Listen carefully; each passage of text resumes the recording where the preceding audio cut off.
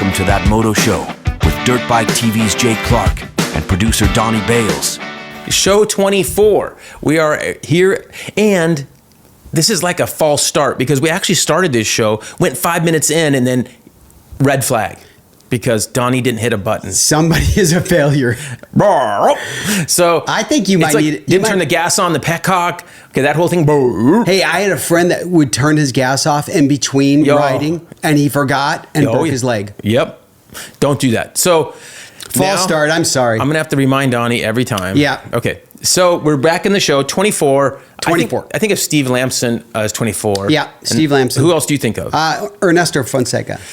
Yes, unfortunately, he got hurt. He got hurt with that. I believe with that number. He looked so good on that Honda. That was good. I think he's underrated as a rider sometimes. He was great. I want to ban injuries in our sport because we have so many cool, great guys like that have been hurt, seriously hurt like that. And I got buddies and like Brad and different people. It's like, it's just such a life-changing deal. And then obviously we all think about it. I was joking around this weekend with the guy, when you're riding the track and you go over at the Vet National, which we'll talk about, but they had the ambulances set up on my left when I go around. And I'm like, so every lap you'd look over and see the ambulances. And I'm like, that was bad mojo, bad karma. You know what that is? That's instant chop the throttle. Right. So, and whenever I'm out there on a practice day, and this would always bug me, there'd be a guy on the side of the track and he's wearing a halo. He's got the bolts in his head and he's got the halo. I'm like, dude, don't do that. Like I'm going over the jump and I look over and I see the guy and I'm like, that's just like... Okay, I remember one time I was going to ride someplace like Paris or something, and I go to leave my house, and there's a guy in a wheelchair going down the street. I'm like, dude, I just want to go home. So anyway, bad mojo's bad mojo. Yeah, that was a false start on my part. So the news of the week, we got the Vet National at Glen Helen, which was a huge turnout. Tons of guys from all over the world, 20 countries represented. They have a World Cup of Nations where you have a 30 plus, a 40 plus, and a 50 plus year old rider from your country. Yeah. And I think Canada won. Great racing, really cool. Kiefer's out there, Morris, Brown. Obviously, the 30 pro class is the big class. Right. And Nicoletti won that. He did. And the funny thing was, I watched the interview with him last night, and which he really pumped up Twisted, who helps him a bunch. Yeah. So he's riding a YZ450. He was from, with Club MX. It sounds like this is kind of going to be his new deal, like FXR brand guy, like what Brown's been doing. Come out maybe for the two-stroke race, do some of these selective races. He can still make a living doing this. I think so. Yeah. So anyway, he's going to be like this guy. And Brown was there? And Brown was there. How did he do? I think he was right up in there. They were right in the mix. Isn't he like I'm always busy. Almost 50? Oh, yeah. Or is he over 50? He's got to be over 50, I think. Spencer. Is he over 50? He'll look it up. Oh, Spencer's listening to us, by the way. We're not in the wild anymore. We're in studio, which I forgot some of the stuff I said in the previous show. So this interview with Nicoletti, he goes, you have to remember, this guy just retired from real, he's just going to transition now to fun guy racing, vet guy stuff, right? Yeah. He just raced all the nationals. He says, this was the toughest track he rode. Glen Helen. Yes, vet race. So they just don't prep it deep, and it has this chop that's just next level. So yeah, do they not prep in between Tuesday and Thursday? Do they? They don't. Yeah, they do. Yeah, regular. Do. Yeah, well, yeah. Because I always feel like Thursday's rougher than Tuesday. Always. Yeah, I think they're pretty similar. Thursday gets rougher quicker. Nicoletti had to have raced Glen Helen Nationals in the past. Oh yeah. Right? Because it was more rutted and deep. Right. Yeah, because they would rip it. Yeah, they would rip it. Yeah. That's pretty crazy though. Yes. So anyway, that was the How big many news. guys? There was 1,200 racers, is what I heard, and they had 3 gates for most of the races. The track was so long. Are you counted in that 1,200? No, I was riding sweep. So the races were. The lap times were like 250 for the fast guys, 330 range or whatever, or longer for the slower guys. And so they're able to run 3 gates, get a lot of guys through. It was 3 motos. So the guys got their money's worth. The funny thing was this first race was 45 novice. Okay, they had 2 gates. Yeah. So you had 2 gates of same race, right? They're like 30-something guys in each one. Yeah. So then they were going to, if you were top whatever, you would then move into the next section, right? After it was over, hear them on the announcer thing. They say the top 3 from the first one, top 3 from the second. You guys now are on race 9. They got moved up to intermediate. They got bumped. It was because they just ripped it. I think they won by too much. So if you're going to sandbag your first moto, you got to play it safe, like work your way up to 4th or 5th so that you're good for the main, kind of thing. This is why I don't go to, I used to go to Mammoth years ago. Oh, it's terrible. And it's like the sandbagging is just like you automatically go down a class, I guess. Right. It's terrible. So anyway, I guess they feel good about themselves. But yeah. So I don't race for real too much, so I can't talk much. But anyway. Yeah. When's the last time you raced a full, like both gates, then actually raced? 15 years. 15 years. Like legit. Yeah, real stuff. For me, it's always, I did the work stuff. I think Spencer, he texted you. Oh, he said 52. I didn't realize he was 52. 52. Wow. Yeah. Does so good. That's only 3 years younger than me. Right. My good buddy, Grant Langston, had a lot of battles with that guy. Yeah. He's like 8 years younger than you. He's like 8 years younger. Yeah. 8 years younger than me. And Grant's 10 years younger than him. So Grant's 10 42? years. Yeah. He really? Yeah, 42. Maybe he's 40. He just turned 43. But I'm saying that's how much older Brownie is than GL. And he had a lot of good battles with him. Yeah. Well, anyway, so it was a great time out there. Vet motocross is alive and well. A lot of guys like it. Are there any other places in the country that have any other big vet race like this? There's a big one back east. Mount Morris has one in the fall. They do. They do a vet, like championship type But nothing race. of this caliber. No. But I think it gets a good crowd. Yeah. Because they have a lot more racers to draw from, I think. Listen, I've said this many times. Only one person buys a bike, and that is a vet. He's either buying it for his son or daughter or for himself. Right. There's no 20-year-olds, my 80-20 rule. There's no 20-year-olds buying bikes right now. Very tough. Very tough. You can barely afford to live. Right. And then before our fall start, we also talked about the FIM World Supercross, which is fun to watch. Anything we're so addicted to racing, we'd watch turtles racing if they had a motor, right? Yeah. But we went to our house in Havasu, and I told Tish, I kind of want to jam back. Well, I wanted to jam back to get ready for this, right, for the show, and then she's like, she's like telling the kids, when we get home, don't go in the living room because I'm sure there's a race on. She thought I was jamming back because she doesn't keep track of when races are on. And she thought, because when there's a race on, I like basically quarantine off the living room. So I'm like, no, but there are a couple of good ones coming up. Right. So we got a little while to wait for, but we still got Roxon. Another week, right? We have another week for Perth. Yeah. So Roxon and Tomac, and then Freeze gets the whole shot on those guys, so it kind of messes things up. So it makes it fun. It's interesting. It's fun to watch. And Freeze is the track. All the promoters should just hire him as an obstacle. Right. You're not a racer anymore. You're just an obstacle on the track. like a whoop. Like a whoop. Wall. Yeah. Yeah. All right. Well, anyway, let's show this. This is really cool. This is the brand new Racer X magazine.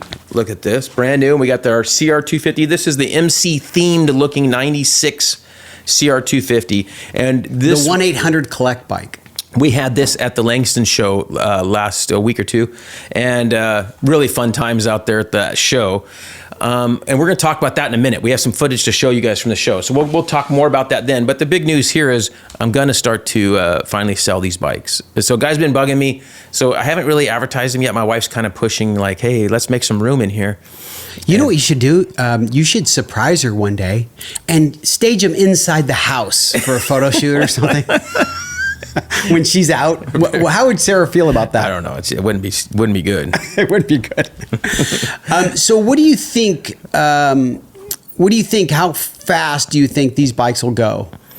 I don't know. I'm not too concerned, I guess. If it took me a year, I don't even care. Right. Because I've had them so long. So I'm not too worried about it. So so I have another question, which I didn't bring up in the false start. You told me at one point that this was the worst bike that you had ever done. The KX500. The KX500 was the toughest one that you'd ever done. Yeah, these fall right in there because these older builds. Weren't these worst? I mean, like, and the suspension. One of the questions today kind of addresses that, so we'll talk about that a little bit. Oh, okay. So these things just take so much work and effort to do them right, like the level at which we did them. Now, some guys hit me up and they're trying to find, and we'll get into this in that question, but you're not fixing these things up to really ride them for real, because if you are, you're going to run into some real problems because the parts aren't available. Yeah. You get your transmission, whatever, suspension. These bikes are like land, right? They're not making any more of them. No, there's no more parts. So So we got. What was the hardest part for you to get? Those airbox boots, the suspension. We did 10 sets of suspension to make 5. 8 engines to make the 5. Transmissions going through. And Brad's the one that really dug through all that stuff and lined everything out to make sure it was all good parts left. You know, we didn't use any questionable parts, you know. Right. Cylinders, tons of cylinders out there have been sleeved. And we didn't want to run a sleeve cylinder. So I had to find good core cylinders that weren't sleeved and good power valve pieces. So it's a job. Hey, any of these bikes come complete like a running bike? Did any of them come? One was a together. It wasn't running. I think it was missing a carburetor or something silly. Okay. But it was together. And so let's just bring up that picture in the folder Spencer has. Let's bring up that picture of the CR250. This is from a guy, Jacob S. Hey Jay, I'm looking to buy a 95 CR250. Every 4th kick or so, it skips internally. Will the cases need split, and do you think the parts are available? Any advice would be greatly appreciated. Here's a picture of the gym. And as you can see in the picture, this thing's been sitting outside. It's got some rust on it. And I wrote him back and basically told him I wouldn't buy one of these things if I wasn't anticipating splitting the cases, first of all. So that's a given. You need to do that. He freed it up. He got it working, apparently. But I wouldn't buy one of these things just to ride because it's, they're 30-year-old bikes. So it's not a good Eventually you won't be riding it. And suspension parts are gonna fail, and transmission parts and things like that are gonna fail. So, and when the crank goes out on those, so the tin can cranks, when the cranks go out, they wipe out the cases, and they get you have to weld up cases and fix them, which is very difficult if you don't have a good guy around you like we do. So you have to do all that kind of stuff. So you can see in this picture, this bike's pretty rough, got some rust on the frame, rust on the chain. It's been sitting outside some. Again, to me, most of these bikes that I started with were valued, in the free to 500. I think most I paid was like negative. Yeah, I paid like 800 for one, and the rest I think were much less. I mean, that's something you've pointed out many, many times, that if the bike isn't really at the free or the $200 range, it's not worth it anyway. But if you're paying any money, a lot of people value their stuff more than they're really worth. Well, because if he bought it for $1,000, okay, he bought the bike for $1,000. If you were to fix it up to the level we did, you're looking at $6,000 to $7,000. To do the frame, to weld up things, to go through the engine, vapor blast everything, replace the bearings and seals, work up plastic, graphics, bars, chain and sprockets, tires, wheels built. Wheels is huge. I mean, $1,000 to build wheels nowadays. And then rotors. It's incredible. And the suspension work, I was doing the math. So to build one just with parts and a little bit of labor costs in farming things out, you're looking at $6,000 to $7,000 to do one. Hey, you want to know? When I was working for Dirt Rider, I bought one from Honda. Yeah, and we did a story on the bike, and I had 11 sets of pipes and silencers. Oh my gosh! Okay, from Honda, 94, I paid $2,400 for it, with enough parts to build several other bikes. Well, you should have kept it all. Isn't it funny? Right. Like, I'm saying, like, you didn't think you would ever. Who would have thought? Yeah, who would have thought? Who'd have thought that? All right. Well, so anyway, so I told Jacob, and then he ended up buying it anyway. So sometimes we get assholes. You know what those are? Have you seen that sign? Yes. They ask you and still do the opposite. Or whatever. Right. But I think they ask you because they want... they want you to reaffirm their decision. Right. And we do that when relationships with my wife or whatever, but we just want someone to agree with us. So you're not really asking, right? Yeah. You're not really asking. You're like, you, hey, would you agree with me on this? Yeah. Is what you really should say. And then they're like, no. Yeah. That's not a good idea. So anyway, so the next one, let's talk about, there's some good pictures of, these are top clamps for a KTM. And you can probably even see that they're bent. They rock like this. And I got some good pictures that we can show right now. A good friend of mine, he crashed and kind of broke up his hand and stuff. Anyway, he finally put his bike back together, and he said he needed to buy a new top clamp and the one lower one. Well, we got pictures right here showing his bent. I walked him through this just on text and on the phone. I said, hey, I said, send me pictures and I'll tell you what to do. He sends me pictures. It's bent like heck. I said, just chop it off. You get a hacksaw, chop it off. By the way, can you straighten that? No, right. No. And that's another thing. He goes, I tried. He goes, it's not fixable. Well, you can't bend it back. Like, you're never going to get it perfectly flat. You know, on a surface plate, this thing's going to rock. So, and that's what makes the bars feel like the bars are bent, but the bars really aren't bent. It's the mount. So if you just cut off this support through the middle and do that, if it's the bottom one too, most of them don't have a bottom one like this, like you see in this photo. You just cut them off, and then you could blend it with like a saw, like a sanding. What do you call that? A belt sander. Belt sander. Belt sander. You can just blend it back in, so you don't really see it. Looks Scotch-Brite, maybe. Yeah, blend it back in with the band saw, with a. I said that again. Yeah, with that saw. Belt sander. Belt sander. So hit it with the belt sander, and then you know, polish it up. You'd be just fine. Hey, do you remember I had one that was bent, and you couldn't even tell it was bent, and it was on, like, you rocked it, and it looked like it was like a millimeter. That's all. It would just barely move. Just barely. This one's huge. This one's like a 1/4 inch, but some of them just barely move. That's why we put them on a surface plate. Yep. Where it's really flat. I couldn't even tell, and then I'm like, wait a second, and the bars were never straight. Now, and we cut mine. And if you don't have a surface plate, a piece of glass will work too. Is a pretty flat surface to set stuff on. That's a good little trick there too.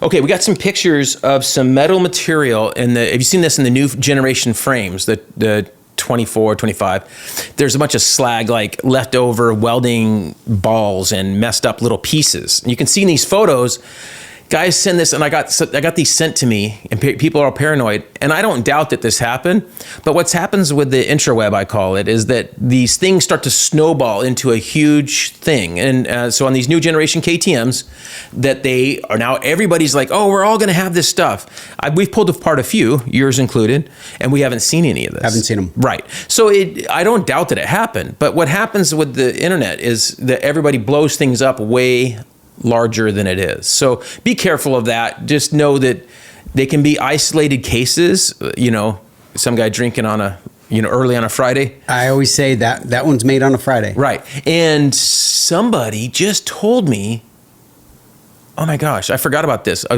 think it was a KTM too. Something wasn't right in the top end, right? They take it off. The valve springs, intakes were on the exhaust, and exhaust ones were on the intakes. Was all totally wrong. They don't even fit. They got them all to fit. I mean, just saying, they don't even seat. Yeah, it was a mess. And luckily, the bike had, I think it was a KTM, but I'm not positive which brand it was. But they had taken it apart before it had run. You know, it started at the factory, but they took it apart, and you could see it, and he showed it. I can't remember what it was. But anyway, so stuff happens. And KTM took care of that? Because now, I don't know. The guy had it off. I think he just fixed it. It was a shot, like an engine builder shot. Oh, right. Okay. So he just got lucky and found it. If it wasn't damaged, it's like... Right. They just fixed it. He had the head off already and fixed it. So that was kind of interesting. So be careful on assuming that the sky's falling, I say, when things start to snowball. Okay. Now, here's my next one. I got a guy. One of my most common things is, I love for guys to send us questions, especially questions we can use on the show. I also like to help people with things we can help with, right? But I only do it through email. And what's happened to our society now is you talked about that Idiocy, that movie? Idiocracy. Yep. Well, our society's, no one's using email anymore. A ton of people don't use email. They just so want they're not DM. very good. So I get all these emails. They email me, and then it gets kicked back when I write them back because their email's full. Like they don't they don't use email, or something's wrong. And so a ton of people are like, hey, he never wrote me back. Well, because your email don't work. So Lineman Gregory 59, okay, this guy, his email got kicked back. So he's just one of many. It happens all the time. Like a few a week get kicked back because they don't have their email working. So fix your email, and I will write you back. But he had a problem where on the swing arm bolts, adjuster bolts. What bike? For the chain. I don't even know what bike it was. But yeah, okay. And they seize up. The nut was stuck. The nut was, you don't want to strip the nut. I said, hey, so if it's ever tight, you're questioning it. You haven't ruined anything yet. Take the rear wheel off, okay? Soak that thing with some PB Blaster, okay? Okay, soak it up there. We have taken swing arms off when we're serious, like if we think it's really stuck. But it sounded like it was somewhat newer bike. So soak it. And then what I do is get a 6-point, you can put a T-handle, because with the wheel off, you can get a T handle there, a 12 or a 12 deep socket, but a 6-point, not a 12-point socket. So a 6-point socket. If you don't know the difference, just Google it, right? You got to have a 6-point socket so it gets on every side of that socket, and then you should be able to break it loose. Now, you can also use a little bit of heat on there, but if you have put some blaster on there, make sure you've cleaned all that off. I contact clean it, then blow it off with air, and then put your heat on there so you don't start a fire. Okay, so be careful. Just swing them on fire. There you go. He told me to use heat after the PB blaster, and then he blew up his garage. Hey, this chain adjuster bolt deal has been a problem since the dawn of time. Right. Nobody, like I put anti-seize on all mine. Every time. Yeah. So brand new, we put them on, you know that. And yeah. So whenever, and if the longest we'll ever wait is the first time we do a chain. Right. So if we put a new chain on, then we're going to just pull them all the way out. Even every time you change a tire, just check those bolts. Right. So keep anti-seize on there. So breaking that thing loose isn't that hard. Okay, then we got a really funny story. So my buddy TC, our show like 22, I said this comment, and he brought it up to me because he actually pays attention. He goes, you said you were going to bring up in the next show. Well, the next show was a remote show. He said I was going to bring up a funny one in the next show. Okay, so I had this guy write me, and I got photos. You got some photos of this Yamaha you can put in here right now. He wrote me on a 2019. First of all, he says, hey, I love your show. Recently got back into riding.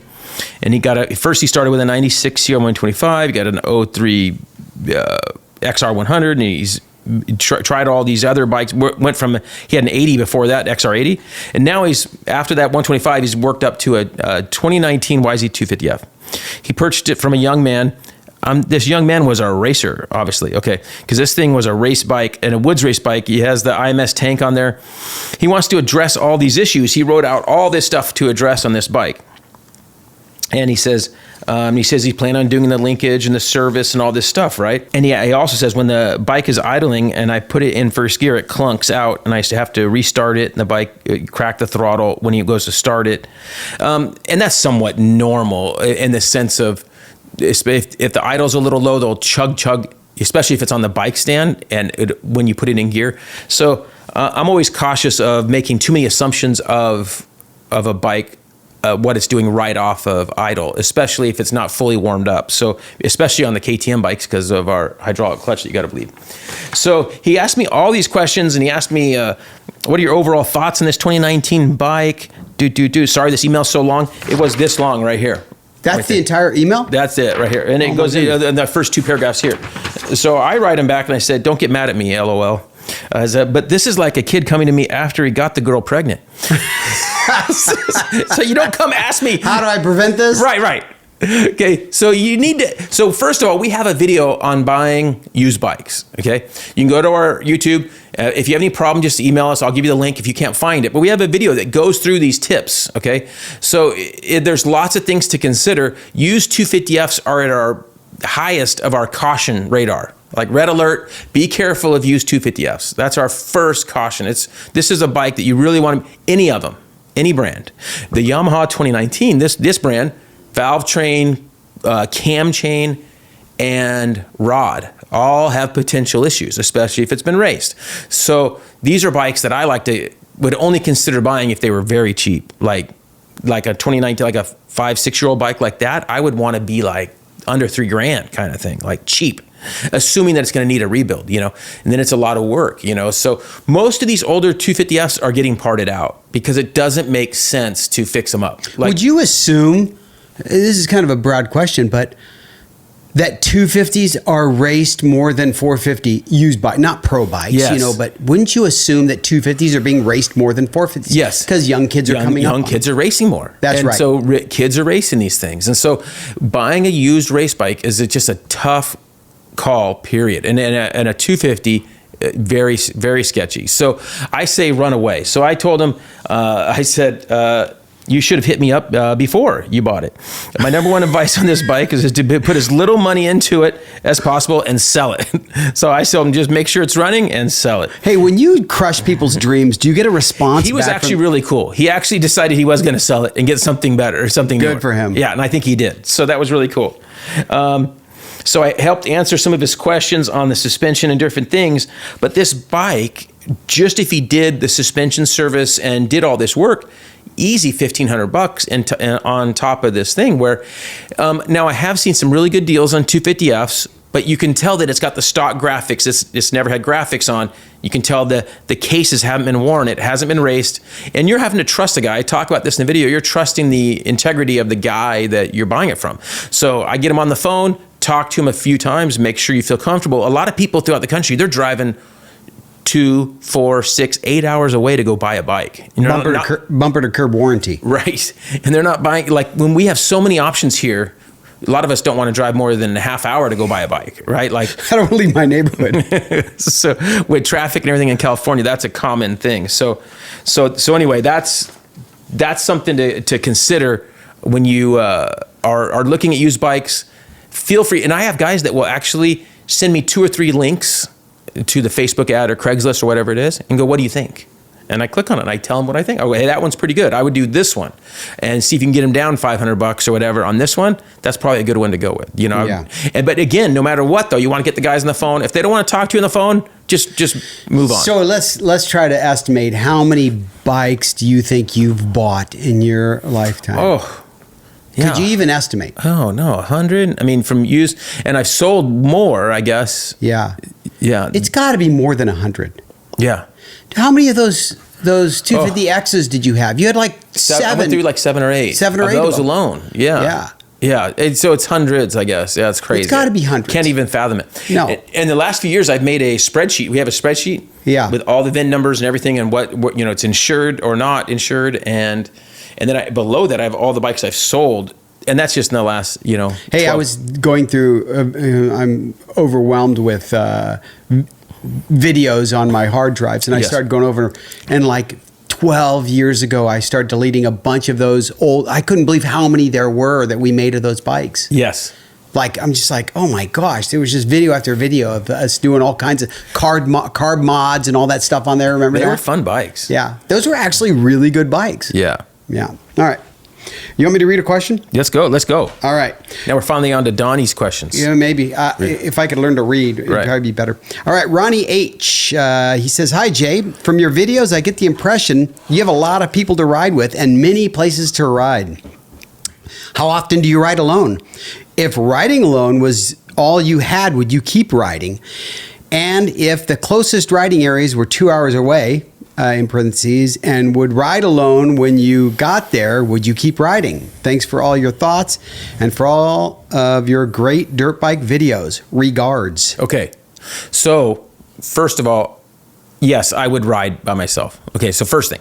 Now, second thing is, he says he's driving 2 hours away to go ride. And I'm assuming he's riding at a riding area. These riding areas are going to have other people there. Okay, Moto people are some of the easiest people to make friends with. Like, especially if he's going to a riding area, park next to somebody and say hi. Say, "Hey, my name's," what's his name? Oh, Ron H. Ron. "Hey, my name's Ron." So you got to be a little bit outgoing. Put yourself out there. "Hey, I'm Ron," and kind of look for some people. Hey, what just happened to me? What's that? I went to the KTM rally by myself. Yeah, you did, and you ran into a guy that we knew, that I know, James. Yeah. And I just rode with him. Right. So this community is a lot more inclusive and befriending than you would think. Hey, and that wasn't 2 hours away. That was 18 hours away. Right. So now here's my next things for you is I think there's some riding. There's 2 things that I think of. First of all, if riding is 2 hours away, then I would probably consider a dual sport. Okay, so if that means that you're only going to trail riding areas, then I think you need a dual sport to get around from your house, around your community, to find some dirt. Now, so if you have a dual sport that's legal, you won't get any hassle. Depending upon where you live, a lot of areas you can just ride whatever. But let's say you want to be legal, so then you ride a dual sport. And that guy goes, "There's no riding areas." There's 2 areas there's always riding. You know what they are, Donnie? In most towns. The dump. Number 1. What's the next? Train tracks. So if you find a dump or train tracks, go look around there. There's something else too, and power lines. I've noticed.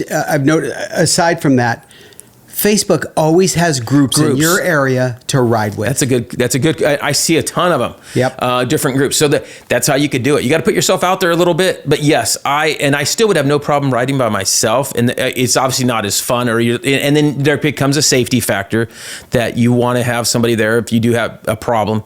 But that's something I would consider is a dual sport ride, finding something close, because if he's 2 hours away, he's not going to ride that often. That's another problem. Right. So for Ron to ride more, get a dual sport, ride close, and then when you go to riding areas, make friends there. Also, tell your wife, if she wants to join any new couples anywhere for like couples night someplace, make sure that other person rides dirt bikes. Like-minded, we say. Like-minded. Donnie doesn't want to associate with people that aren't like-minded. I won't go play. My wife said, hey, let's go. I go, do they ride dirt?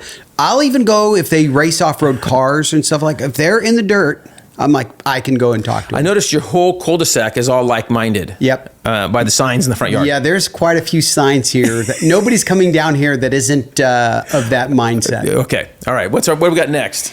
Let me see. James P. Hey, old buddy. Got a question. The 150 I rebuild has about 10 hours on it. It started running bad. Took the carb off. The reeds, one broke. Is that the problem? Just wondering, you think the broken piece went out?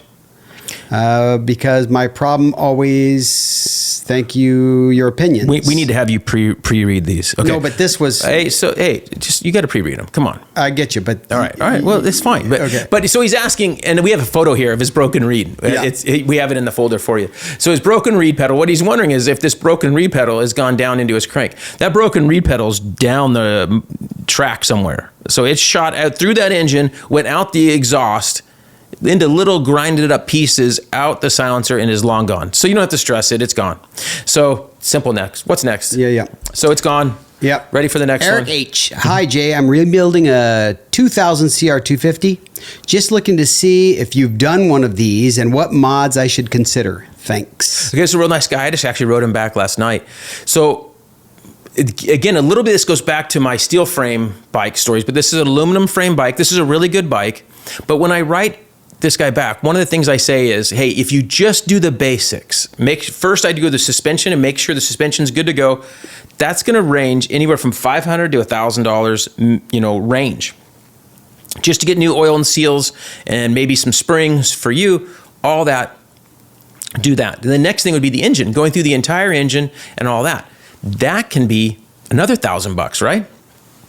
So then if you throw some plastic on it, tires, chain and sprocket, another $1,000. So is there a cutoff right now on two-stroke gears that the parts are easier to get? I mean, obviously we know Yamaha's new and whatever. No, but like even that 2000, you're not going to get air boots. Those won't be available. Either one from the engine to the carburetor or from the carburetor to the air box. Those two won't be available, but you can, find some stuff on eBay, but no one's making that stuff. People go, why don't they make stuff for this? Because they're going to sell like 30, So, and it's like $100,000 for a mold. So no one's going to do it. I'm always thinking about like gears and counter shafts and stuff like that. Like, are there no newer model stuff that would fit it? They just don't fit. No. So you're having to go to eBay, and when you search for parts, I get guys write me about this. If you find a part that's not available, a couple things I suggest. I just thought of this because I've done little videos on this before. But look up the part number for the part. Okay, and you got the whole part number. Put it in Google and then write Honda after it, whatever brand it is, right after it, and then search it. See if you can find it. Sometimes you'll find it on eBay and it'll be for sale. A used one or a new one will be for sale. That's it. The other thing is call your local dealer and see if they use Lightspeed as their computer system and give them the part number and say, hey, can you search the other Lightspeed dealers throughout the country? And they will look it up. And Buzz at ECC will do it for me. So he would do it for anybody if you call over there. So, and they'll find a dealer in the country somewhere that might have it. Now, their inventory could be off. So sometimes if there's 2 or 3 dealers, I'll write them all down. I call one, they don't have it. Call one, they have it. And they'll usually sell to you at a fair price. They're not usually ever selling it for more than retail. And they'll usually give you a little bit off since it's so old. They just want to get rid of it. Old stock. Yeah, I found some old needles that way and different things. So just check with your dealer, your parts guy, see if he can look it up in Lightspeed. And sometimes you'll get lucky and a dealer will still have the part. All right. Okay. Hey, you know what? We didn't talk about this RMZ back here behind us. We We did in the first show. We did in the first part. Oh my gosh. We didn't talk about it in the second one? Nope. You're sure? 100%. All right. So okay, you're sure. Hold on. Do you want to save this for like in the products? No. Let's talk about the RMZ. So the RMZ, we just got this bike from Suzuki. We're going to do some projects with, and then we'll be racing it, which will mainly be Cody racing it. But you're not this guy right here. No, this isn't you. Not on the track. I like it, big bike on the dual sport ride. That's about it. And I'll ride a 450. I'll ride a 450 on the hill tracks.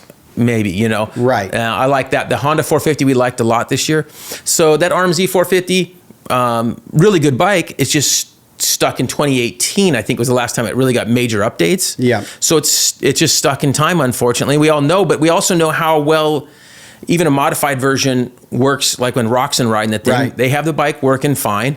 So other than you have to kick it. Which kind of sucks. So that's a problem for me. It needs some suspension stuff. We're going to do suspension, ECU from Twisted, and a few other bits. We're not going to do a ton to it, and the bikes are pretty good and reliable. That's one really good thing, and so we'll put some time on it and put that to the test. Yeah. I already, from the first part, Spencer told me it's 9,300 MSRP. Okay, so it's probably like $8,000. $8,000. You know, and like I said, a guy just bought a Honda 24. He wrote me for 75 plus fees. So he was out the door. He was like in Georgia area, out the door for like 8,500. So how does that happen? Because I know that. So is that Honda giving rebates? Yes, because they need to get rid of these old stock so they can pump the 25. Hey, I bought like a couple of those 06 Honda Sierra 450s because they had done some kind of overrun on them. Yes. And that there was that old place in LA, Out the Door Honda, and I think I paid like $4,500 out the door for it because they had so many they had to get rid of. I remember that. Yeah. That was the start of the fall. Like by 08, 09, that's when things started really going down. Yeah. Okay. We got a last question on that page? Yeah, I got another question here. Alabama guy. Dude, I guess it helps to have tons of followers. I've been sponsored by FMF since the 1990s and couldn't get them to do a factory fatty or shorty for my 96 build. I just ended up with, if you end up with any extra, let me know. Feels wrong to put a PC on one. Yes. Okay. So right here, he's talking about this pipe right here. It comes chrome. That's all FMF makes. We've talked about this, that on these older bikes, it's hard for them to make pipes every different one for an older 30-year-old bike, right? So they make just a chrome one, make one version, and they didn't make me a special one. They didn't make me a special silencer. So he's thinking they did. And I do work with those guys well, but unfortunately their production is so gnarly to go in there, interrupt, and try to get someone without chrome or to go special make a shorty, not possible. So Robbie's Pipe Repairs, who helped me with that, and we stripped them. We actually had them stripped here in Temecula. We got them stripped and then sent to him to blast off and colored them and welded the badges on. That's pretty rad. Tried to get a fatty for that, but that's a gnarly, right? That's like the off-road pipe. But you can't get them at all. No. For the KX500. Same thing on this bike. That's all you can get. Yeah. And so the silencer's the same thing. We shortened those. So, and if you watch one of our CR build videos, we show that process a little bit, that we actually cut them, shorten them, all that. Yeah. So anyway, no special treatment for me on that one. No. I do get some now and then, but not that one. Not that one. All right. Are you through that page? Let's just finish that page. You want to finish this page? Yeah. All right. Brian asks, good afternoon, Jay. Is there anything I can do to remove some mild scratch damage from my plastic? He unwillingly laid his bike down and got some good scratches on the radiator shrouds. I'm not sure who willingly does it, but yeah, I don't do anything. Yeah, he got the. See, we got a picture here of his Red Bull graphics on his factory edition. Oh yeah, yeah. So you can see the sublimated stuff. Yeah, and so unfortunately, it just doled out the whole side. And in the picture, I think it even looks worse. So he's ready for some Decal Works graphics, I said. Just some 600 grit sandpaper wet. He could clean up all the scratches off, contact clean it off, throw some new graphics on there, and you're good to go. That's what I told him. Unfortunately, the reality is for a 10 grand bike or 15, that bike's probably 10 to 12 grand, right? So yeah, to lose a $60, you can buy a set of shrouds for $60, I think. So in the grand scheme of things, It's not very much just to buy new shrouds if you need to. Our sport isn't cheap, but it's a lot cheaper than four-wheel sports, motorsports. Yeah. Don't you remember when the factory editions first came out, if you didn't have a serial number for the bike, you couldn't buy that plastic. Right. They were like, because they didn't want you making a factory edition. They're being pretty controlling. Yeah. All right. Chris. Hello, Jay. How are you? I like using green and maroon Scotch-Brite pads on my dirt bike aluminum frame every time I wash it. Will this harm the aluminum frame, like diminish it? Same effect of using grit. Or can I use it every single wash and nothing will happen to the frame? I'm afraid it'll weaken the frame, but just love how clean it gets. Best regards. Okay, he can scrub away. And the only thing I think of is Shawshank. I mean, unless he's going to just spend 20 years, rubbing that frame every day, he's not going to wear through that frame. So he should be just fine. Yeah. Scrub that thing every time you wash it. You're not going to hurt anything. Yeah. That was my favorite. Just like him, I loved using it on my Honda frames. Right. All right, we through that one? Yeah, let's do a product spotlight. All right, so a couple things. Let's talk. Are we all through that page? Yeah. Okay. So first thing we're going to talk about is our Dirt Bike TV shirt, the merch. Been asking for that. So we got the t-shirt here. You can get that from Decal Works. It's very simple, and we have a discount code DBTV1, and you save 20%. So it's a great deal, which kind of covers the shipping. So cool shirt if you guys want to represent with that. And then as far as other product stuff, we're going to talk about tubes. No. We're not talking about that tube. This tube is like a quarter. So both tubes combined are like a quarter pound or something crazy. I did a little video. I just pulled these out of a current Stark. And so for whatever reason, they wanted to cut down weight on the bike, and they have these paper thin like pool tubes.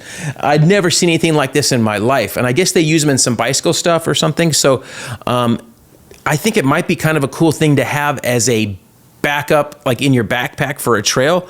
But as far as actual use it, especially on a motocross track, it'd be pretty gnarly. Hey, one thing I'll talk about real quick though on that Stark, Donnie, unbelievable. Trevor Stewart, really fast rider, off-road guy. Yep. Amazing rider. And he usually rides Yamahas. He rode a Stark there, dude. Hole shotted, insane. Didn't get a great jump. Hole shotted, this incredible hole shot. Gets all around.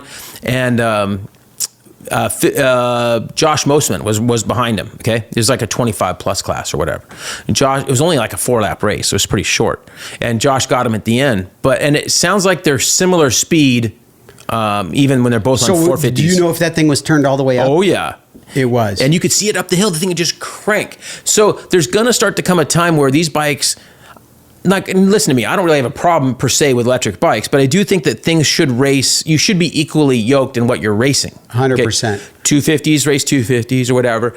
Vet class, they go, well, vet class, you can race whatever. But my problem with that is that Stark can be ridden by a guy maybe not quite equipped to handle 80 horsepower going around Talladega and then be more sketchy taking people out. So there's something we're going to have to look at. Well, there's something else too. Like there's no clutch, so he just gives it gas. Yeah. He just sits, waits for the gate to drop, and people go, well, that's just helping it, advance and everything. But I want to see things raced that are somewhat similar. So I think what's going to be cool is when you have enough electric bikes to race each other, and you have real racing between the same type of bikes. So that's to me is the future of where it's going to be. And obviously, they're not going to be allowed in most professional racing anytime soon. They're not going to be allowed at Supercross or motocross, anything like that anytime soon, because it's not the same thing. You can't race it against a 250F or you can't race it against a 450 because of those things. So that was the first time I'd seen a legitimate fast guy race another fast guy on a 450, and he pulled him down that entire start. I'm going to say something probably mildly unpopular. Oh, I think that we shouldn't be racing 450s anymore professionally. There's a lot of people that feel that way. I think they should be 300 4-strokes or 350s. Yeah. I mean, something like, they don't even have to, like, you see these guys doing quads like it's nothing. Right. And we see it at the local level, and at that vet race this weekend, I would say there's a large percentage of the guys that probably shouldn't be on 450s, but they feel they have to, especially for the start and maybe some of the hills like at a Glen Helen. They need it for the start because now they would, if they were all on 350s or 250Fs, they would all be fine, but they all they can't give that up on the start. Yeah. My other riding buddies, the ones, the other riding buddies, we all rode 450s forever. Right. And then I you were telling me, and then I rode Grant's 350, and I'm like, I actually think I'm at an advantage on the 350 over the 450. And we've proven, when I ride my 350, because you haven't been riding a lot, so I'm a little faster than you now. Okay. Yep. But you were faster than me a few years ago, before all your problems. Right. Okay. Now I'm a decent amount, because I'm riding a lot more than you. Right. Okay. But when I'm on the 350, we're closer. Yeah. When I'm on the 250F, I'm actually faster. You're faster. Yeah, I take off. Your corner speed's really impressive on that bike. Yeah, we're talking slow old guys here. We're not. So let's not kid ourselves. It's like slow motion. Right. It's slow motion. So I'm a little bit faster than Donnie through the turn. But we notice the last few months when we go out, when I'm on the 250F, I'm a lot faster than I'm comparatively to when I'm on the 350. We're a lot closer. So bigger difference. And because I don't think I would ride that 250 as well as you do. Yeah. I think you have to be riding it all the time. Yeah. And once you ride them all the time and get the hang of it, it's really fun. And at the vet race this weekend, I was doing just fine and hardly ever got pulled up the hill because I would come in with better corner speed and could stay even or even pull a tiny bit against a larger bike. But how good is that Yamaha? Oh, it's so good. The 250F, really good. Yeah. And so the Honda's really good too. So I'm looking forward to trying a few more 250Fs this year and playing with them. I have fun with that. So I think I'm going to be riding more 250Fs on the track this year. Would you think about 250 SXF as well? Yes. Yeah, but unfortunately, it doesn't come with great forks, and that's my holdup on there. Right. I don't like the air forks as much. There's always a lot of work to get them right. The direction I got to be jogging, moving forks around. It's always a hassle. So I don't that part I don't and really. And the Yamaha is exactly the opposite. Their forks are amazing. So good. Yeah. So and the new Honda's been improved a lot. So I'm looking forward to that. I like stuff that's kind of ready to go. So, all right. Did you find our question on that? No, I couldn't find it on this grip. page. Okay, so I'll just bring it up. This guy wrote me. And he asked about grip glue, and he was talking about just using an adhesive, like that spray adhesive, like 777 or whatever, 3M, and different things. But this Motion Pro grip glue is really good because it doesn't make a dried up mess. So for me, I would use this or a super glue type glue. The super glue, if you're at the track and you're in a bind and you have someone that's going to help you, because you need to you get one chance. Gotta be and quick. we've messed them up. So what I do is put a little bit more than you think, because you want it to slippery on, and then spin it and hold it right there where you need it. And you got to pull. I have somebody holding, and I wear gloves or have a rag and on the grip, so when you push it on. And especially if you're doing the throttle side, I poke a little hole on the outside so that it can vent. So I'll put super glue on the throttle tube and tape off the hole so none can go inside the throttle. And then pull it over, and I have some super glue or grip glue inside the grip itself, and then pull it over and have someone helping you when you're doing super glue. Yeah. Because you got to go fast. You get one shot. Be quick. So those are the only two glues I use. The super glue I would only use if you're in an emergency situation, you need it done right away, but it does work. And then this Motion Pro glue works really well and doesn't leave a ton of residue. So let's read some of those comments, and then we can go into our other stuff. Yeah. What do you got? Tell me what you got. Oh, well, you read the first one. No, read it. All right. It says, I love Donnie's quick question to Jay. Do you even own feelings? So funny. Yes, I do. But yes, we can joke around a lot. You own feelings sometimes. You know when you own... But remember, some of our friends, we're not going to say who, some friends, we're not going to indicate. Okay? Some friends can't play along. Well, I think that you own feelings away from dirt bikes. Right. Okay, so you have less feelings around dirt bike situations. Because it's black and white in a way. It's black and white. Right. Like what happens if a buddy shows up with, say, a bald tire to go ride off-road? Right. How do you feel about that? Right. Or they show up, we got to stop and get gas. We got to get this. We got to get Never that. check their tire pressure. No. What do those people get? Right. They get it. Right. They get things that they don't like. Right. All right. Am I reading all these, or are you reading some? Yeah, you read them. Oh, you want me to read them? The loading and unloading of bikes and gear and cleaning is what keeps me from riding more often. That's from Kevin McMullen. And this is sad. I just think, now to me, then this guy, couple things. Electric bike, maybe behind the house, right? okay? Or dual sport that you can ride from the house, okay? Again, go look for the dump or the train tracks, and you don't have to go load and whatever. But for me, working on bikes and being organized with bikes and loading is part of the whole fun. I joke around with Spencer that the trail ride trips we plan, the thought of it and the whole thing, like the Vegas baby. Yeah. Okay. The whole thought of it is that just happened to me. Yeah. The whole thought of it is more exciting. And there's a term for it. I can't remember what it is. Spencer has a term too. Killed the creature or whatever he says. But the whole thought of it and getting ready for it and going is sometimes better than the actual thing. What does Spencer like better? Because I feel like he hardly rides moto, and he's always on the trail. Oh no, but he doesn't get to ride that much trail because it's more difficult and time consuming. No, but I see him on the trail more than the track. Right. But he still prefers the track if he had a choice. But a good track like a Glen Helen, for instance. Yeah, the problem is there's only one Glen Helen. Right. It's still moto. He just texted me. Still moto. Good. Yeah, okay. All right. Good for Spencer. All right. Nate Doc 808 commented on the mixing a two-stroke gas made easy video.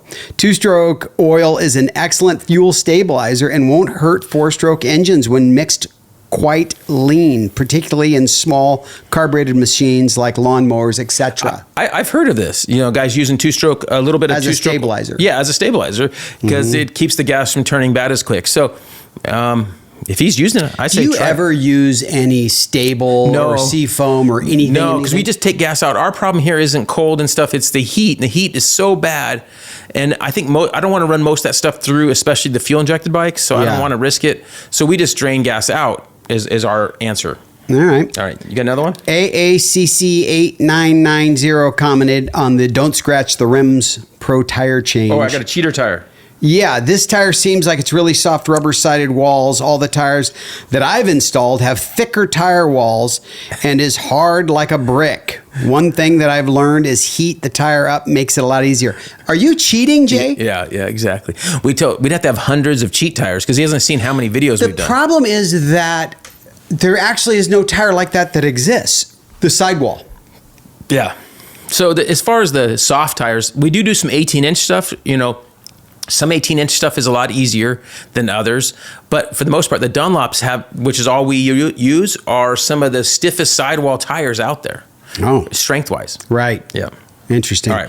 What about that gummy tire, that gummy dual sport tire? Is that easier to put on, or is the carcass still the same? Still pretty stiff. Pretty stiff. Yeah, on that 950. It actually probably even be harder because it's like a littler tire in a way, right? Mm-hmm. Is it a 100? No, it's bigger. We're sure what size that is. It's a 4. It's a 4.5 or something they call it. Oh, it's a 4.5. It's different size. Yeah. Oh, 4. It's a 4. 4 by 18. 4 inches, 18. Right. Interesting. All right. John Branson 7253 commented on the TBI 300 versus carbureted 300, which is better. He just said, keeping my 17300 XC with the spring fork. Not a bad thing to do. No. We just did a brand new video that just came out a couple weeks ago on comparing the carbureted 2019 XC versus a new TBI bike. If you have a good carbureted bike and you're taking care of it, it's all in good shape, no problem. That bike's going to be good for a long time. Just keep good care of it. What's the last year of the carbureted? 18? 2019 300 XC, the XC version. I think maybe even the XCW version, but they went to TPI, and that was not as good. Yeah, we went on that one trail ride a few years ago, and you had a carbureted, and John had the TPI. We kept going back and forth, and the carburetor was definitely a better bike. Right, and we do get some comments from guys. We'll see. I think there might be one in here about TPI. All right, go ahead. Yeah. All right. ADZ24888 must know your dirt bike hacks and tips. Yes, I agree. I've been riding, even working on dirt bikes, road bikes, rebuilding this. Is the video series riders should watch. So that video is about 40 minutes long. Spencer helped edit that. We've talked about that video a bunch, but it has 125 tips and tricks. Really good one to check out. If you haven't checked that one out, or if you know somebody that's new to the sport, working on their stuff, send them that video. It's really helpful. I got another one here, Donnie, on that TPI. Yeah. Greg 383 says, I have a TPI 300 with 330 hours and not a single issue. I race enduros and tons of other TPI bikes with 300, 400, 500 hours. In my experience, issues with the TPI are way overblown on the internet. And this is totally possible. But the ones I've experienced, and I've seen them firsthand, have scared me off. But I have seen guys like this that have had no problem. So I don't know if it's a luck thing or what the deal is, but most of the guys that I've come in contact with have problems. And I don't doubt he's lying. You know, his bike has 330 hours on it. Yeah. Have they been basically improving all those problems? Yes, each year it got better, and there's different updates. And then there's companies like South Bay Motorsports, I think it is, and they have a good map. I've rode their map on a couple guys' bikes. They changed the map and put a head in. That really makes them run better. That's been the What's the advantage? Issue. What's the advantage of the TPI bike? Of the TPI? Yes. Over the carburetor? Yes. Not much. Nothing. Oh, no advantage, I don't think. More complicated. I don't see it being carburetors better. Always have better bottom end. Even the TBI, the new one, the 24 that we're riding, I can't say that it's better. It's just that it's new. It's a new bike, right? So I don't want to give away too much in the video, but on the new bike, the new generation, the 24, 25, 300.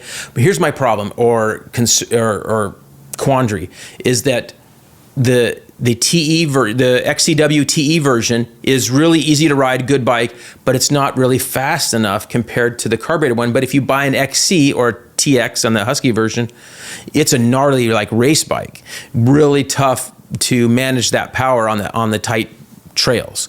And for me, one of my problems is the 300 two-stroke. I really mainly only prefer it in the mountains in the summertime.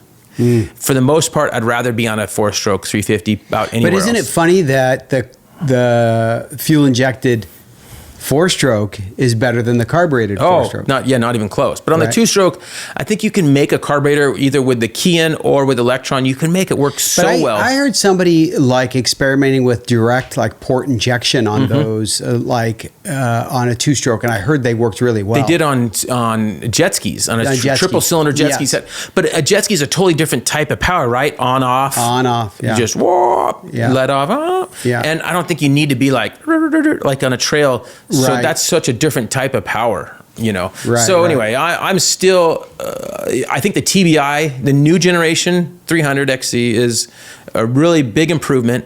I would recommend most guys, and guys buy the wrong bike, really look at the XCW or TE 300s as your choice as a trail machine. I'm going to ask another dumb question because I just don't know. Is that oil injected as well? It is. We bypassed it on ours, on the TE. The XC version is not oil injected. You mix gas. On the TE and the XCW version, it's oil injected. What about the SX? Yeah, it's pre-mix. You mix it. Yeah. Okay. So... All right. I don't know how to say this. If it's CHHRGJIG. That sounds good. Okay. I just bought a new bike and was excited to ride it, but when I unloaded it and I turned the fuel on, it started puking gas.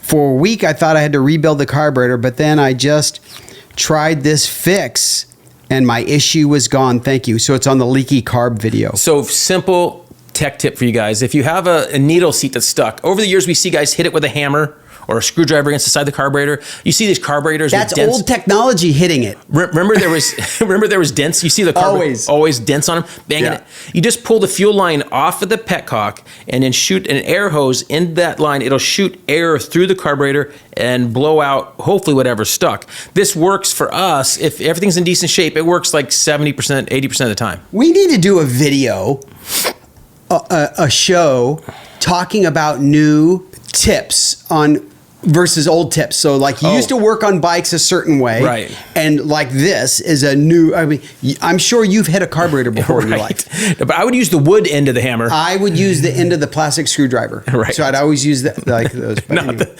the steel. I'd never used anything hard. Raymond. Seward, I think it is, Raymond's Stewart, went out riding yesterday with a guy that had a brand new 25 TX 300. We were just talking about those. And 3 miles from getting back to camp with 5 inches of gas in his tank, the bike stopped running. Had to go back to camp and get my truck, go pick him up. Ridiculous. How can they give you a big tank that can't use the last gallon of fuel in it? Stupid. He's mad. Now, it probably wasn't a gallon, but it's still, It is stupid. So the way the new fuel pump is on the new generation KTMs, 24, 25, 26, these new bikes. I don't even understand how it can work. So they have the pump comes in here. Now, if you're racing, you're moving and splashing, and all the fuel is going to get sucked up. But if you're just riding, like they're probably just riding back the road and trail. And then here's the other problem with that tank is once that design, it runs empty. You have to fill it up past the pump for it to suck all the fuel out of there. So you have to prime it. And so it can't just be a little bit. So we have a brand new video that just came out a couple weeks ago that shows you, if you're serious, this is a serious, because it's like $1,000, $900 to $1,000 fix, because you need to buy an old pump, and you can buy a big tank from IMS, and you can put the old pump. And we'll show a picture right here, Donnie. Show a picture. You have that picture we shot of your bike. Yep. So put your EXC up here, and we have a picture of Donnie's EXC where that XCF. we did it in your EXC, your new one. Oh yeah, that one. I'm saying what we customized. Yeah, that we won't even show that deal, but we did do this before it was available. We made our own. But on the new EXC, it's actually the purpose-built tank from IMS that allows you to put the old pump in the bottom, and you can get every bit of fuel out of it. And if you ever do run out of gas, you can only put in a water bottle's amount of gas, not water, but a water bottle's gas amount of gas, 12 ounces or whatever, and it'll start right up. It'll prime that easy, so it doesn't take much. So that's some advantages of it. So if you're serious into dual sport and you're concerned about, or trail riding, you're concerned about running out of fuel, that's going to be your best option. I don't see KTM fixing this anytime soon. This is the craziest thing, because now hear me out. KTM already has the old style pump, right? And they go, okay, in the old bikes, in the off-road bikes, let's put the old style pump and fuel tank on here. Yeah. Compared to the new style for a motocross bike. Yeah, they're all in. And on a motocross bike, it's not really an issue. But on trail riding, this is a bigger issue. So that's why we made that video, to show you how to put one in. It's a kind of a tech video showing how to install one on a KTM. And it's a lot of work. And it's a lot of money to build one, because you got to buy the tank, and then you got to buy the fuel pump, which is like $400. How much is the tank? It's probably $450 or something. So you're in $900 into it. It's a $900 deal, I think, easy. And you got to buy some fittings, so it might end up being a little more. You got to buy some fittings. $1,000 deal. It could be. I have to look at that, but it's at least $900 to do it right. But it's worth it if you are serious about your deal. And there's going to be a lot of guys out there who are serious dual sport guys or trail guys who want to run. It is better. And it's a 3.5 gallon tank from IMS, and it doesn't feel big at all when you're riding it on that EXC. Don't even notice it. Don't even notice it. All right. I do notice it a tad bit when you stick your leg out, because the bottom of the tank sticks out slightly more. It's not like a problem, but I do feel the tank more than the old style. Right. Okay. Are we through all those? We got more to go, but we're over an hour. I think we're all the way through all those. You want to go all the way? No, I think we got 2 more, 3 more. I think we went through them. All right, Nope. You got some? I think so. I think we're pretty good then. Okay, we're good. Air filter guy commented on the air filter one. Zach, air filter video we did. He says thanks. He was curious about the grease. We don't run grease on our air filter inner lip. That would be your video for the old school. Old school bikes would run grease on there because they would suck in dirt and air and dirt through that gap. If you have your filter well oiled and you're on a newer generation bike, there's very few, if any, bikes that will ever suck. It's only if you don't put it on correctly. It's been like this for over 10 years. Oh yeah, long time. So that's the only thing on that one. Oh, we're good then. We're good enough. So we went through all that. Products by we're going to mention this seat just because Donnie picked up this seat for me. No. Donnie dropped it off and picked it up. Same day, out in Lake Havasu, Arizona, is where Moto seat moved. And so I am. I got the good staple gun. Yeah. Well, him and Tony commented on you and your staple gun, and she wanted to take it away from you, but Travis pointed out that you actually bought it yourself. Did I? That's what he said. I think he's lying to her. Oh boy. Well, hopefully she doesn't listen to this show. I doubt it. I showed up, and no one's listening to the show this far into it hardly. So probably. All right. I showed up there, and he's like, "I'll do this real quick," and I'm like, "Perfect." So he knocked it out. You didn't film him, did you? No. You should have filmed him. I know. We haven't done a video. I was playing with their dog. They got a cute dog. Baja. Yeah. Very cool. All right. So this is going on our new KTM 250 build. Okay. So I showed up with that, right? Yeah. And then he goes, I got the cover right here. And he pulled the cover out. And I looked at it. I'm like, there's no way that there's an orange cover going on this bike. Jay can't stand orange. I go, this looks like it would go on one of my bikes. Right. It's our beater bike. I just bought it cheap, and I was like, I'm gonna do a quick story with it. You're not doing a color change. Nope. It's all orange. Yeah. You'd be proud of me. I was shocked. I actually like, oh man, I like this seat. You're right. I usually don't do the orange seats, so we did that, and then let's do album. Yeah, CD. Let's do album. Look at this. Do you have any CDs? You don't have any CDs, but no, I told you they got stolen. Right. So this one doesn't even have any cover. I think I bought it at the store. I probably got it really cheap. Remember Warehouse, you used to be able to buy used CDs.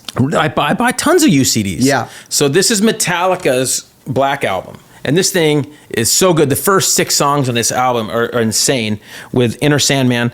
And Inner Sandman, Sad But True, Holier Than Thou, The Unforgiven, Wherever I May Roam, Don't Tread on Me.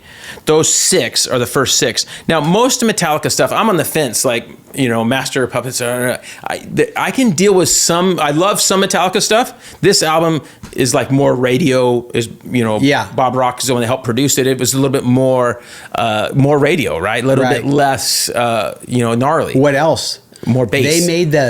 They made very elaborate videos for these. Yes.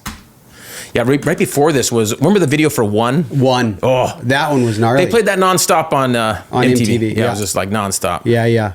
Hold My Breath As I Wish for Death. I had a guy I worked with that was I believe he had a Metallica altar at his house. And he would come in like every day.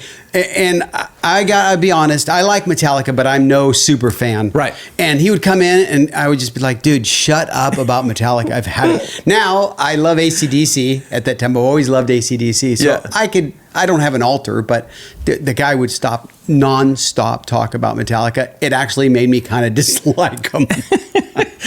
but a cool band. They're a great band. Still around. I listened to some of the new album, the 72 Seasons, I think it's called, or something. Really, really pretty good. Again, he doesn't have the same impact when it's not being played anywhere. I don't have anybody else listening to it, but it seems pretty good. So, still making some good music. Really fun. Anything else for the show? Does Spencer have any questions or anything? I don't know. Spencer is not. Is he still around? I think he's listening, but he's probably tuned out of us. So at least Spencer said still Moto. Oh no, I just got a text from him. He says all good. He's all good. All right, so I think that's a wrap for our show. Are we way long? How long are we? We're not way long, but we're an hour and 10 minutes. Oh my gosh! So the guys that want the long show are gonna be stoked. Listen. Listen to me. I stopped complaining. I stopped complaining. You got to give what the fans want, right? Okay, right now we're gonna turn over to the Langston show from a couple weeks ago to see some of these rad bikes. Okay, here we are on location at Langston's Motorsports 2024 bike show. You got the 90s bikes, which of course we think is cooler than the 80s or 70s guys, but you're gonna be able to see all kinds of these cool bikes right now. Donnie's got some great footage for us. See what you guys think. Okay, of course, Donnie's going to start with this KX500 at our booth here. There's just an incredible amount of moto history at these shows. I'm not a huge fan of shows per se, but this has kind of brought me into it. Donovan Mitchell is out there. He's great, one of the first KTM riders in the recent history, and got hurt. Another one of those injuries that we hate to see. And it's just great to see so much history, lots of older guys. I see Kenny Jones right there in that shot. I told Donnie I didn't want to watch the video first, that I wanted to just kind of run with it and, be free balling here and just comment as we go. There's my YZ250. I should sell this thing and get rid of that older. It's a 1987 YZ250 that I need to get rid of because I don't think I want to do a build with it. These old BSAs were all 4-strokes. And that's what started the revolution. RM250 Palmer, this guy's really cool. We got a cool video coming from him soon.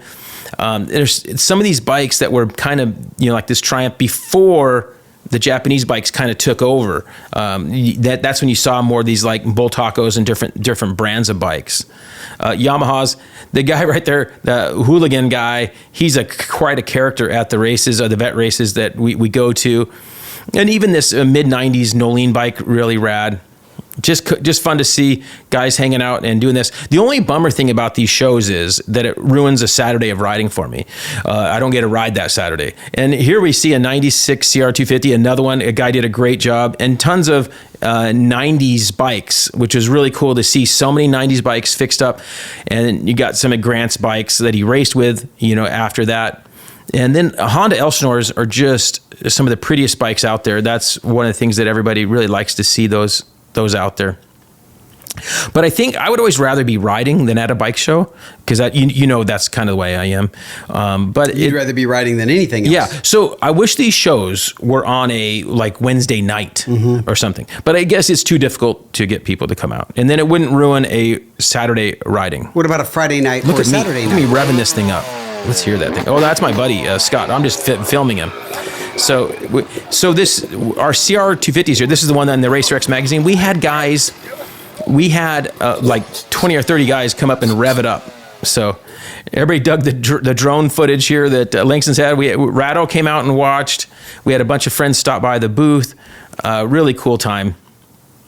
So this is early in the day when we're just getting set up. You can see there's a ton of people brought out bikes. I think there was 250 to 300 bikes out there, is what he said. They're kind of limited on spots. He turned guys away. He had to turn guys away, unfortunately. So it's kind of a bummer. SoCal Mako, this guy's great up in Ventura, Oxnard area in Southern California, does a lot of custom and race bikes, builds all kinds of legitimate race bikes. And that's what got Grant into racing these things. He rode that SoCal Mako's guys' bikes first. Endless supply of vintage bikes. We still haven't done much with that Husqvarna 400 that I bought a year ago. So finally going to get on that thing. Oh, don't you love that KX500 smoke? Oh, yeah. Yeah. I put that up in slow-mo like that. It was kind of fun. Yeah, it was cool. Yeah. So get the rumble. Then guys sent me, they DM me some pictures of their own. They would DM me pictures of their CR500 going. You think it's going to rattle apart? You're right. And they kind of do. Yeah. It's a good point. But anyway, so fun times. Marty Moats is the one that does the barbecue. Yep. Right. And Joe Abadi's out there. Lots of cool industry guys. This MR50 was a first bike for a lot of guys. Yeah. Norm Bigelow from Kawasaki brought out some like this, some really custom bikes from their race museum. So from Kawasaki. Grant's out there. Lots of guys and past champions. You got Ricky Johnson there. Lots of guys just talking and enjoying the day. There's where we rev up all these CRs. Let's just listen to that.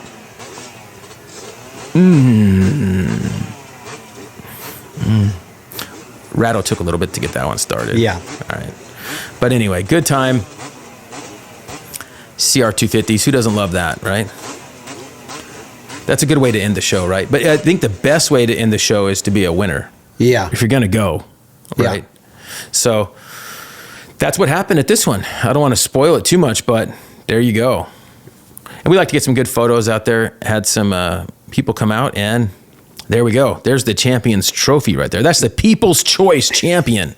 I think you rigged it. Well, I lobbied a bit. I didn't do any, cheating. I just lobbied. You didn't stuff any ballots? No, I never even filled one out myself. Yeah, I didn't either. All right. Hey, that's a quick look at that Langston show. If you're around next October, it's something you want to check out. Pretty fun deal. Okay, so that's a wrap. Long show. Everybody loves a long show, right, Donnie? They love it. All right. Just a little more work for you, but it doesn't really affect me as much. But you said you've stopped complaining as much. Yeah, I'm done complaining. All right. So that's it for the show. Remember to like, comment, subscribe, share it with your buddies. We'll see you next time. See ya. We work with some great companies, and here's a list of those right now.